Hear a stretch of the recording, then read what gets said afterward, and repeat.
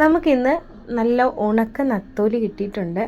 ഏറ്റവും ചെറിയ സൈസ് നത്തോലിയാണിത്. അപ്പോൾ അതുകൊണ്ട് തന്നെ ഇതിൻ്റെ തലയും വാലും ഒന്നും കളയാനൊന്നുമില്ല.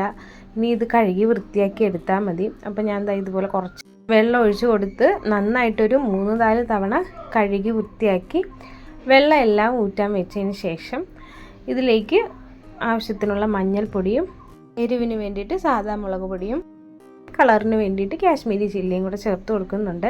ഇനിയിപ്പോൾ ഉപ്പ് ചേർത്ത് കൊടുക്കണമെന്നില്ല. ഞാനിത് 1 സ്പൂൺ വെളിച്ചെണ്ണയോടെ ഒഴിച്ചിട്ട് നന്നായിട്ടൊന്ന് പെരട്ടിയിട്ട് ഒരു 10-15 മിനിറ്റോളം ഞാനിതൊന്ന് റെസ്റ്റ് ചെയ്യാൻ വേണ്ടിയിട്ട് വെച്ചിട്ടുണ്ടായിരുന്നു.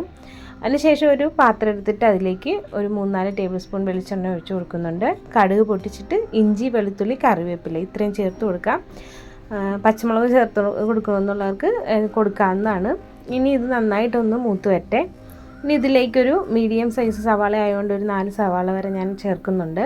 അപ്പോൾ ഇതുപോലെ ചെറുതായിട്ടൊന്ന് കട്ട് ചെയ്തിട്ട് ഇതിലേക്ക് ഇട്ട് കൊടുത്ത് നന്നായിട്ടൊന്ന് വാട്ടിയെടുക്കാം. ഇനി ഈ സവാളയ്ക്ക് ആവശ്യമായിട്ടുള്ള ഒരു നുള്ളു ഉപ്പ് ഞാൻ ചേർത്ത് കൊടുക്കുന്നുണ്ട്.